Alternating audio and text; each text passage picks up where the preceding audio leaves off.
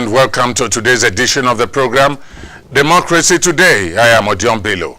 Today, President Muhammadu Buhari presents 2018 budget estimate of 8.612 trillion naira to the National Assembly.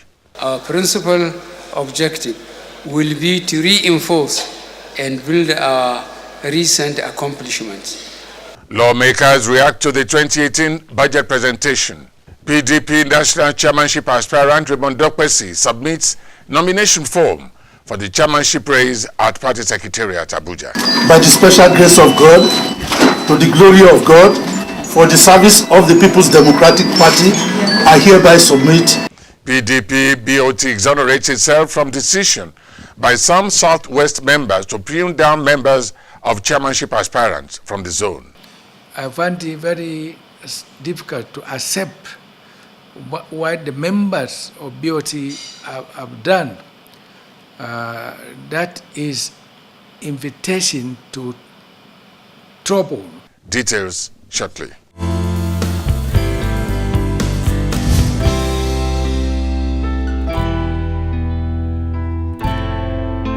President Muhammadu Buhari has presented a budget expenditure estimate of 8.612 trillion naira for 2018, which is 16% higher than that of 2017. In a presentation at the National Assembly, the President gave the estimate projections for the budget as $45 for oil benchmark, 2.3 million barrels per day for oil production, 305 naira to the dollar for exchange rate, 3.5% for gross domestic product, and 12.4% is projected as inflation rate. The President also expressed hope that the budget will be passed expeditiously so the country can start a proper budget cycle of January to December. The 2017 budget of recovery and growth was based on a benchmark oil price of 44.5 United States dollars per barrel, oil production of 2.2 million barrels per day, and a naira to United States dollar exchange rate of 305. Based on these assumptions, and total revenue of 5.084 trillion naira was projected to fund aggregate expenditure of 7.441 trillion naira.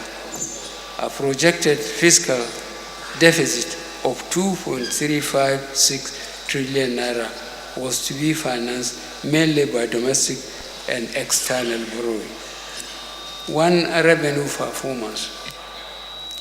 Collections were 14% below target as of September 2017, mainly due to the shortfall in non-oil reserves. A key revenue shortfall was from independent revenues. Only 155.14 billion naira was remitted by September 2017 as against the projected pro-rate sum of 605.87 billion naira. This represents a 74% shortfall, which is very disappointing. This recurring issue of under-remittance of operating surpluses by state-owned entities is absolutely unacceptable. You will all recall that in September 2017, the Joint Admissions and Matriculation Board announced that they were ready to remit 7.8 billion naira back to the government. The shocking discovery was that in the last decade, JAMB only remitted only aggregate of 51 million naira. This clearly illustrates the abuses that occur in state-owned entities, as well as their potentials for increased independent revenues. If only people would do the right thing. We all need to play our role to ensure the right thing is done. Accordingly, I have directed the economic management team to review the fiscal profiles of these agencies to ensure strict compliance with applicable executive orders and financial regulation. There may be a need to consider a review of the Fiscal Responsibility Act, and the executive will be approaching the National Assembly on this issue in due course. On the expenditure side, a total of 450 billion naira of the capital vote had been released as at the end of October 2017. With your support for our funding plan, our target is to release up to 50% of the capital vote for ministries, departments, and agencies by the year's end. We have prioritized payment of our counterpart obligations on our concessionary loans, as well as funding of critical infrastructure and other projects with socio-economic benefits. Furthermore, ministries, departments, and agencies have made provisions to carry over to 2018 capital projects that are not likely to be fully funded by the end of the year 2017 to ensure project continuity. Regrettably, the late passage of the 2017 budget has significantly constrained budget implementation. As you are aware, the 1999 Constitution authorized necessary federal government expenditure period to the 12th of June 2017, when the 2017 Appropriation Act was signed into law. This year, we have worked very hard to achieve an earlier submission of the medium-term expenditure framework and fiscal strategy paper and the 2018 appropriation bill. Our efforts were to avail the National Assembly with sufficient time to perform its important duty of passing the appropriation bill into law, hopefully by the 1st of January 2018. It is in this spirit that I solicit the cooperation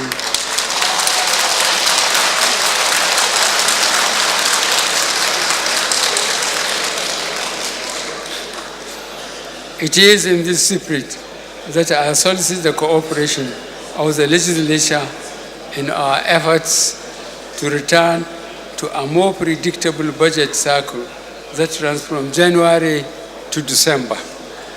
The 2014-18 budget proposal are for the budget of consolidation.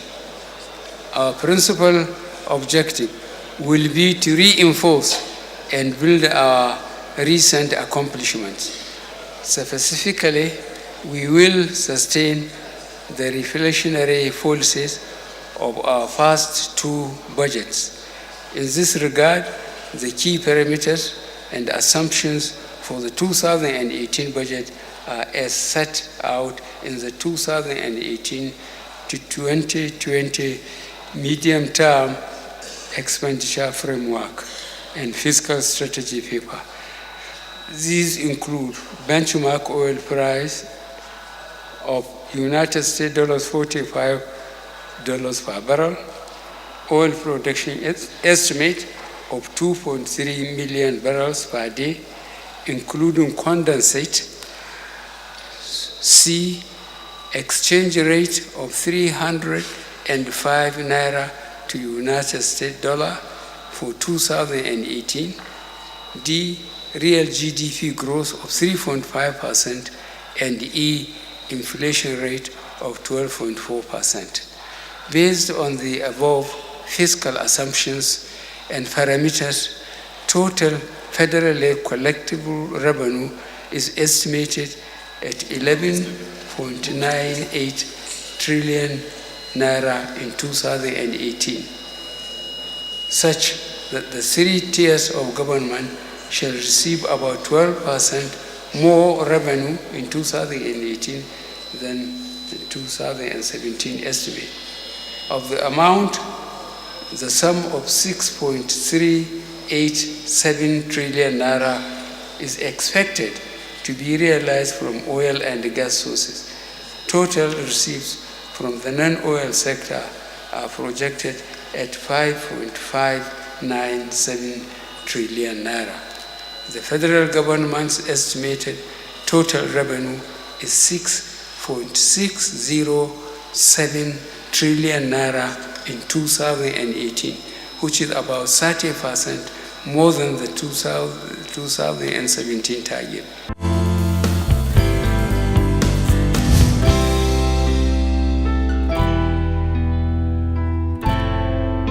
Some lawmakers have reacted to the presentation of the 2018 budget estimate by President Muhammadu Buhari at the National Assembly complex. So what do you make of today's budget presentation? More so that some of you were agreed, some PDP members were agreed before the president started his presentation. I don't know that some PDP members were aggrieved. I know that the job of Parliament is to collate the aggregate opinion of a critical mass of the Nigerian people. And the Nigerian people are very concerned that a budget that was passed with as much pomp and pageantry as today's ceremonies were has only been implemented between 10 to 25% depending on who you're talking with. And I felt that it was necessary as parliamentarians to make the point on behalf of the Nigerian people that if we go through this budget processes year in, year out, and we come out with conversations about non-implementation. I've been here for 10 years. Every year we've spoken about non-implementation of the budget. But I must say, unfortunately, that this is the lowest it has ever been. And so people are very worried about it. And so should the people who have staged a protest, or at least shown displeasure on behalf of the Nigerian people, I believe that's the job of a member of parliament, so to do, to speak in the interest of the people. And I think that was what it was. So the concern is, why were the APC members not worried? Because their people as well are concerned about the non-implementation of the budget. And I don't think that we should over-politicize it. It wasn't about, it wasn't about the one divide. It wasn't about the opposition. It was about people who represent the people asking pertinent questions about the effect of the budget on their people. First, I believe that God is working for Nigeria. Number one, quite a few of us were full of trepidation whether Mr. President will be able to, go through the rigors of, presenting the budget the way he did. But as you can see, the man is back very strong, much stronger. That is, by the way. On the budget itself, I think things have been done differently, and it is for the betterment of the country. Mr. President agrees that budget 2017 has not actually performed well, and the reasons have been very well articulated. Paucity of funds arising from the downturn in the oil market, which, of course, everyone knows his administration is fighting very hard to diversify from. Yeah, all those are quite good. But another point to make is that the focus is now being placed on capital expenditure, capital votes. And, we are gradually taking it from the abysmal proportion it used to be of the budget to 30% plus. I think the ideal is to have between 40 to 50%, going forward. I think, the budget has also taken that. But one thing that we must take home, because on behalf of Nigerians, we as legislators have felt terribly bad that budget 2017 has performed poorly up to date. But Mr. President has been able to allay the fears of everyone that, we will see, an increased speed in the implementation of budget 2017. He even put a figure to it that his idea or his expectation is that before the year rolls out, they would have been able to get the budget to perform at least 50%. The budget presentation is well articulated, and it took him more than an hour describing the basic component of the budget. And if you look at it, it's a very important and critical budget for the survival of the economic growth of the country. And as regard to the issues of implementation of 2017 to 2018, I believe it will take a long way to support and complement what was missed in the past. Some of your colleagues were not really happy at the beginning because of the low-level implementation of the 2017 budget. How are you going to deal with that issue now? You know, if you look at it, the 2016 budget was ceased to exist by around May, June of this year. So if you look at it and the dwindling economic situation, so all these factors and the fighting of the insurgency and the corrupt government officials and the politicians all brought to the problems we are in this country. And I believe with the stability in the Niger Delta and with his quick recovery, I believe the 2018 budget will be a very fruitful and it will be a very good beginning for this country. Well, let me be honest to you and to Nigerians watching. I was optimistic and I was overwhelmed. You know, I haven't listened to him. This is a man who they said he was dead and some in coma and intensive care. Speaking today gave me a lot of impetus, a lot of hope for our great nation. Yes, I can see, you know, a lot of agitation, the opera even before his arrival, because of no implementation of our constituency project and various projects for Nigerians. But I want to say sincerely, without missing words, those that are trying to derail the will of progress of Mr. President, I want God to open Mr. President's eyes to see them so that he can send them packing. Because there are some group of people, some cabals, that are working against his progress. And in the National Assembly? No, in the executive. So because Mr. President cannot run the affair of this country by himself. As a president, if you have good, you know, workers working with you, following your own footsteps, driving your own manifesto, you will definitely get to the promised land. But when you have people who have their own selfish agenda, their own motive, not working for the interests of the president and for the nation, I know that Mr. President means well. He wouldn't want Nigeria to collapse. Everybody means well at this National Assembly. Even before his arrival, you can see the opera. And Mr. Speaker was able to calm everybody down. And I'm happy he's bringing the budget now so that by January 1st, it can be presented. It can start, because it is important that the budget takes off from January 1st. We must align... Reverting back to the original fiscal year. Yes, we must align and harmonize our fiscal year, even for the sake of the private sector too, when you look at that. So it is important that we do that, and I'm happy with his presentation. I believe that it was totally on point. But some of your colleagues are not happy. They're not happy about the time given between the presentation and when you're expected to pass the budget. They're also dissatisfied with the fact that there's only 8% implementation of the 2017 budget. Well, what I'd like to say to that is, yes, definitely there has been low implementation of the 2017 budget. And I must admit that it is going to be a tough job for us to go through the budget, do our oversight, and make sure that the budget is implemented by January 1st. It is a tough job, but we are up to it. That is why we are elected members of the House of Representatives. It is our job. We will try our best. We will give the President all the support that he needs, and by God's grace, everything will work out. My fear, and I believe the concern of the generality, would be, as our people would say, it is very easy to cook a pot of sweet vegetable by just describing it by mouth. It all boils down to implementation. I do hope we'll be able to move away from the sufferings of last year, where the 2017 budget was hardly implemented, and our people suffered extensively for it. I really appeal to the executive and the chief executive in particular to show compassion on Nigerians, implement this budget so at least we can have a happier year.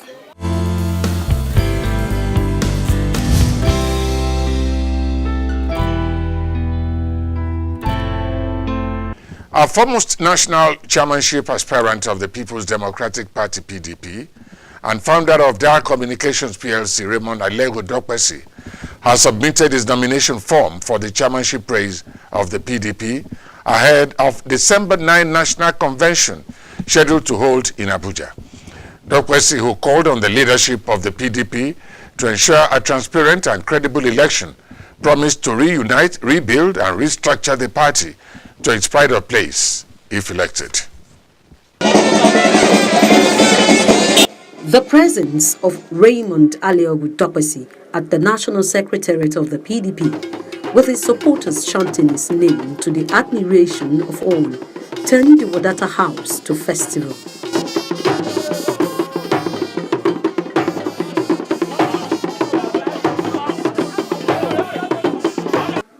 With confidence, the chairmanship hopeful, in company with members of his campaign team, approached the office of the National Organizing Secretary to submit his nomination form.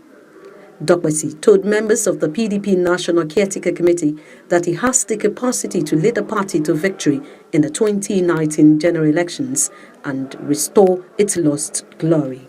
The nomination forms that I have just submitted to you, sir, is an indication of my interest to serve the People's Democratic Party in the capacity of national chairman. I have deliberately chosen my words. I did not say to lead, I said to serve. I am a servant and I want to be a servant of the People's Democratic Party. The National Organizing Secretary of the PDP, Abdul Ningi, described Dokpesi as the man fit for the job, and indeed, he is the man to beat in the fiercely contested race. You have shown your steadfastness, your seriousness. You have known your vision. You are the person to submit to this office, your form. We in the party will continue to pray for you while you go through the nick and crannies of this country. You are not a stranger to Nigerians, and you are not strangers to the People's Democratic Party, home and in diaspora. And I'm sure they will listen to you. The media magnate took his campaign to members of the Fourth Estate of the Realm, where he restated his commitment to reinventing and salvaging the party from the present depressed state. I will ensure that all bridges are open and traffic is flowing in all parts, from those that were in the party before, that left, that they all come back, and that we are able to recruit the youth,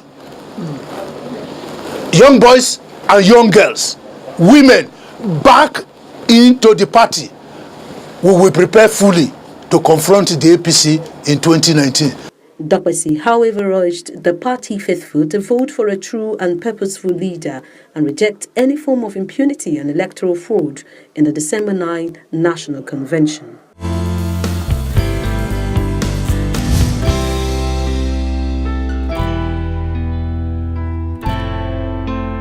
Chairman of the PDP Board of Trustees, Walid Jibril, has exonerated the BOT from a decision by some members of the board from the Southwest to pin down the number of chairmanship aspirants from the zone. The BOT chairman told newsmen in Abuja that the decision is undemocratic and does not conform with the idea of the PDP BOT. Jibril described the decision as calling for trouble and advised aspirants to maintain peace, stating that impunity should never be allowed to return to the PDP. Most of the BOT members were not there when the decision were taken. And therefore, I find it very difficult to accept what the members of BOT have done. That is invitation to trouble to PDP. Also can the party stakeholders, the BOT, the governors, the former governors, the former ministers, the chairman, the National Working Committee are coming together tomorrow to look into the situation of the convention at home. The BOT officially had never been informed. This type of meeting would have been the meeting of the stakeholders in the Southwest, including the governor, including the elders, the zonal executives, the state executive will all come together and then find the way forward that, like the Northern Elders Forum, this.